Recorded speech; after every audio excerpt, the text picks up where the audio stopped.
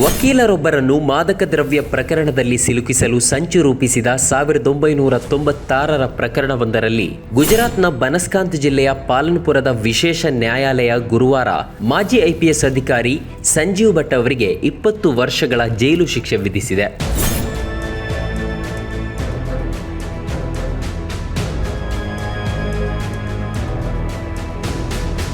ಈ ಪ್ರಕರಣದಲ್ಲಿ ಸಂಜೀವ್ ಭಟ್ ಅವರು ದೋಷಿ ಎಂದು ವಿಶೇಷ ಎನ್ಡಿಪಿಎಸ್ ನ್ಯಾಯಾಲಯ ಬುಧವಾರ ಪರಿಗಣಿಸಿತು. ಅಲ್ಲದೆ ಶಿಕ್ಷೆಯ ಪ್ರಮಾಣದ ಆದೇಶವನ್ನ ಕಾಯ್ದಿರಿಸಿತು. ಭಾರತೀಯ ದಂಡ ಸಂಹಿತೆ ಐಪಿಎಸ್ ಸೆಕ್ಷನ್ಗಳಾದ 465 ನಕಲಿ, 471 ನಕಲಿ ದಾಖಲೆಗಳ ಬಳಕೆ, 167 ಸರ್ಕಾರಿ ಅಧಿಕಾರಿಯು ಗಾಯಗೊಳಿಸುವ ಉದ್ದೇಶದಿಂದ ತಪ್ಪಾದ ದಾಖಲೆಗಳನ್ನು ರೂಪಿಸೋದು, 204 ಯಾವುದೇ ದಾಖಲೆಗಳನ್ನು ರಹಸ್ಯವಾಗಿರಿಸೋದು ಅಥವಾ ನಾಶ ಮಾಡೋದು, 343 ತಪ್ಪಾದ ಬಂಧನ, 120B ಕ್ರಿಮಿನಲ್ ಸಂಚು ಹಾಗೂ 34 ಸಮಾನ ಉದ್ದೇಶದ ಈಡೇರಿಕೆಗಾಗಿ ಹಲವು ವ್ಯಕ್ತಿಗಳು ನಡೆಸಿದ ಕೃತ್ಯ ಅಡಿಯಲ್ಲಿ ನ್ಯಾಯಾಲಯ ಸಂಜೀವ್ ಭಟ್ ಅವರನ್ನ ದೋಷಿ ಎಂದು ಪರಿಗಣಿಸಿತು. ರಾಜಸ್ಥಾನದ ಪಾಲಿ ಜಿಲ್ಲೆಯಲ್ಲಿರುವ ವಿವಾದಿತ ಆಸ್ತಿಯನ್ನ ವರ್ಗಾಯಿಸುವ ಸಲುವಾಗಿ ವ್ಯವಸ್ಥಿತವಾಗಿ ನಡೆಸಿದ ಸಂಚಿನ ಭಾಗವಾಗಿ ವಕೀಲ ಸುಮೇರ್ ಸಿಂಗ್ ರಾಜ್ ಪುರೋಹಿತ್ ಉಳಿದುಕೊಂಡಿದ್ದ ಪಾಲನ್ಪುರದ ಹೋಟೆಲ್ನ ಕೊಠಡಿಯೊಂದರಲ್ಲಿ ಮಾದಕ ದ್ರವ್ಯ ಇರಿಸಿ ಮಾದಕ ದ್ರವ್ಯ ಪ್ರಕರಣದಲ್ಲಿ ಅವರನ್ನ ಸಿಲುಕಿಸಲಾಗಿದೆ ಎಂದು ಆರೋಪಿಸಿ ಸಂಜೀವ್ ಭಟ್ ವಿರುದ್ಧ ಪ್ರಕರಣ ದಾಖಲಿಸಲಾಗಿತ್ತು.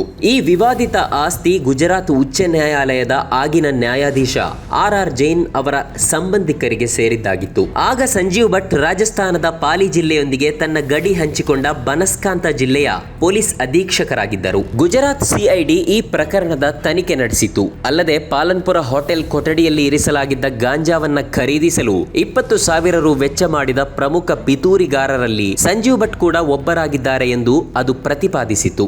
ಗುಜರಾತ್ ಹೈಕೋರ್ಟ್ 2018ರಲ್ಲಿ ನೀಡಿದ ಆದೇಶಕ್ಕೆ ಅನುಗುಣವಾಗಿ ಸಿಐಡಿ ಈ ತನಿಖೆ ನಡೆಸಿತು. ಸಂಜೀವ್ ಭಟ್ ಅವರನ್ನ 2018 ಸೆಪ್ಟೆಂಬರ್ 5ರಂದು ಬಂಧಿಸಲಾಗಿತ್ತು. ಅಲ್ಲಿಂದ ಅವರು ಕಾರಾಗೃಹದಲ್ಲಿದ್ದಾರೆ. ಆನಂತರ ಅವರು ಜಾಮ್ನಗರದ ಕಸ್ಟಡಿ ಸಾವಿನ ಪ್ರಕರಣಕ್ಕೆ ಸಂಬಂಧಿಸಿ ಕೂಡ ಜೀವಾವಧಿ ಶಿಕ್ಷೆಗೆ ಒಳಗಾಗಿದ್ದಾರೆ. ವಿಶೇಷ ಅಂದ್ರೆ 2011ರವರೆಗೆ ಗುಜರಾತ್ ಸರ್ಕಾರ ಈ ಪ್ರಕರಣದಲ್ಲಿ ಸಂಜೀವ್ ಭಟ್ ಬೆನ್ನಿಗೆ ನಿಂತು ಅವರನ್ನ ರಕ್ಷಿಸಿತ್ತು. ಆದರೆ 2011ರಲ್ಲಿ ನಡೆದ ಒಂದು ಘಟನೆ ಎಲ್ಲವನ್ನ ಬದಲಿಸಿಬಿಟ್ಟಿತು. ಅಲ್ಲಿಂದ ಸಂಜೀವ್ ಭಟ್ರನ್ನ ಜೀವಾವಧಿ ಶಿಕ್ಷೆ ಎದುರಿಸುವ ಹಂತಕ್ಕೆ ತಂದು ನಿಲ್ಲಿಸಿತು. ಈ ಬಗ್ಗೆ ಸಂಜೀವ್ ಭಟ್ ಅವರ ಪತ್ನಿ ಶ್ವೇತಾ ಭಟ್ ಅವರು ಅಂದು ಬಿಡುಗಡೆ ಮಾಡಿದ್ದ ಪತ್ರಿಕಾ ಪ್ರಕಟಣೆ ಹಲವು ಮಹತ್ವದ ಅಂಶಗಳನ್ನ ಬಯಲು ಮಾಡಿತ್ತು. 1990ರಲ್ಲಿ ಸಂಜೀವ್ ಭಟ್ ಜಾಮ್ನಗರ್ ಗ್ರಾಮಾಂತರ ವಿಭಾಗದ ಎಎಸ್ಪಿ ಆಗಿದ್ದರು. ಜಿಲ್ಲೆಯ ಉಳಿದೆರಡು ವಿಭಾಗಗಳ ಎಎಸ್ಪಿಗಳು ರಜೆ ಮೇಲೆ ಹೋಗಿದ್ದರಿಂದ ಆ 2 ವಿಭಾಗಗಳ ಹೆಚ್ಚುವರಿ ಹೊಣೆಯನ್ನು ಕೂಡ ಸಂಜೀವ್ ಭಟ್ ಅವರಿಗೆ ವಹಿಸಲಾಗಿತ್ತು.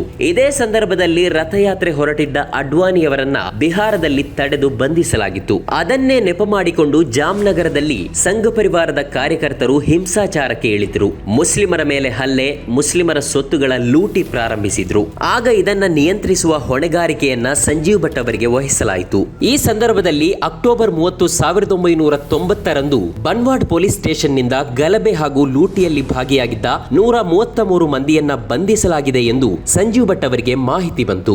ಆ 133 ಮಂದಿಯಲ್ಲಿ ಪ್ರಭುದಾಸ್ ಮಾಧವ್ ವೈಷ್ಣನಿ ಕೂಡ ಒಬ್ಬರು. ಇವರನ್ನ ಬಂಧಿಸಿದ ಹಲವು ಗಂಟೆಗಳ ಬಳಿಕ ಅಲ್ಲಿಗೆ ಸಂಜೀವ್ ಭಟ್ ತಲುಪಿದ್ರು.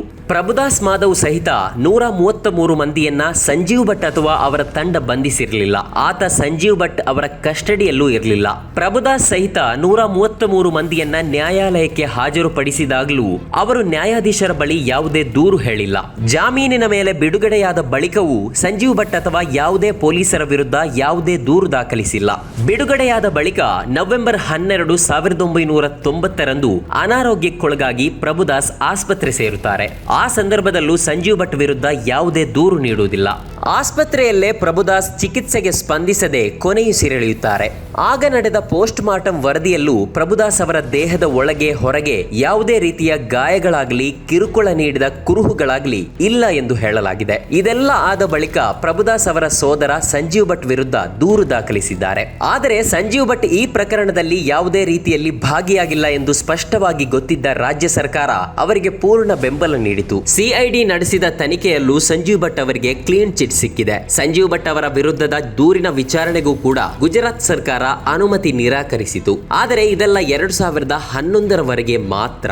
2011ರಲ್ಲಿ ಒಂದೇ ದಿನದಲ್ಲಿ ಎಲ್ಲವೂ ಬದಲಾಗಿ ಹೋಯಿತು. 2002ರ ಗುಜರಾತ್ ಹತ್ಯಾಕಾಂಡದ ವಿಚಾರಣೆ ನಡೆಸುತ್ತಿದ್ದ ನ್ಯಾಯಮೂರ್ತಿ ನಾನಾವತಿ ಹಾಗೂ ನ್ಯಾಯಮೂರ್ತಿ ಮೆಹ್ತಾ ಆಯೋಗದ ಎದುರು ಸಂಜೀವ್ ಭಟ್ ಸಾಕ್ಷಿಯಾಗಿ ಹೋದರು. ಅಲ್ಲಿ ಸಂಜೀವ್ ಭಟ್ ಹತ್ಯಾಕಾಂಡದಲ್ಲಿ ಗುಜರಾತ್ ಮುಖ್ಯಮಂತ್ರಿ ನರೇಂದ್ರ ಮೋದಿ ಅವರ ಸಂಪುಟದ ಸಚಿವರು ಹಾಗೂ ಹಿರಿಯ ಅಧಿಕಾರಿಗಳ ಪಾತ್ರದ ಕುರಿತು ಸಾಕ್ಷ್ಯ ಹೇಳಿದರು. ಅದೇ ದಿನ ಸಂಜೆ ಗುಜರಾತ್ ಸರ್ಕಾರ ಸಂಜೀವ್ ಭಟ್ ಪರ ನ್ಯಾಯಾಲಯದಲ್ಲಿ ಸಲ್ಲಿಸಿದ್ದ ಅರ್ಜಿಯನ್ನ ವಾಪಸ್ ಪಡೆಯಿತು ಮತ್ತು ಮರುದಿನವೇ ಸಂಜೀವ್ ಭಟ್ ಹಾಗೂ 1990ರಲ್ಲಿ ಅವರ ತಂಡದಲ್ಲಿದ್ದ ಇತರ ಅಧಿಕಾರಿಗಳ ವಿರುದ್ಧ ಪ್ರಭುದಾಸ್ ಪ್ರಕರಣದಲ್ಲಿ ವಿಚಾರಣೆ ಪ್ರಾರಂಭಿಸಲು ಸೂಚನೆ ನೀಡಿತು. 21 ವರ್ಷ ತಾನೇ ನಿರಪರಾಧಿಗಳು ಎಂದು ಕಾನೂನು ನೆರವು ನೀಡುತ್ತಿದ್ದ ಸರ್ಕಾರ ಹಠಾತ್ತನೆ ಸಂಜೀವ್ ಭಟ್ ವಿಚಾರಣೆ ಎದುರಿಸಬೇಕಾದ ಆರೋಪಿ ಎಂದು ಘೋಷಿಸಿಬಿಟ್ಟಿತು.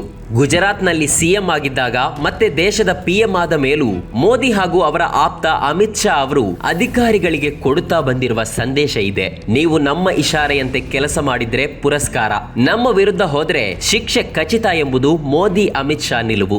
ಗುಜರಾತ್ ಹತ್ಯಾಕಾಂಡದ ಸಂದರ್ಭದಲ್ಲಿ ತನ್ನ ಜೊತೆ ನಿಂತ ಅದೆಷ್ಟೋ IPS IAS ಅಧಿಕಾರಿಗಳಿಗೆ ಮೋದಿ ಸರ್ಕಾರ ಒಂದಿಲ್ಲೊಂದು ರೀತಿಯ ಪುರಸ್ಕಾರ ನೀಡುತ್ತಲೇ ಬಂದಿದೆ, ಅವರನ್ನು ರಕ್ಷಿಸುತ್ತಲೂ ಇದೆ. ಹಾಗೆಯೇ ಸತ್ಯದ ಪರ ನಿಂತ ಸಂಜೀವ್ ಭಟ್ ರಂತಹ ಅಧಿಕಾರಿಗಳನ್ನ ಇನ್ನಿಲ್ಲದಂತೆ ಕಾಡುತ್ತಲೇ ಬಂದಿದೆ. ಸತ್ಯ ಹೇಳಿದ, ನ್ಯಾಯದ ಪರ ನಿಂತ ಹಾಗೂ ಆಳುವವರೊಂದಿಗೆ ರಾಜಿ ಮಾಡಿಕೊಳ್ಳದ ತಪ್ಪಿಗೆ ಸಂಜೀವ್ ಭಟ್ ಕಳೆದ 6 ವರ್ಷಗಳಿಂದ ಜೈಲಿನಲ್ಲಿ ಕೊಳೆಯುತ್ತಿದ್ದಾರೆ.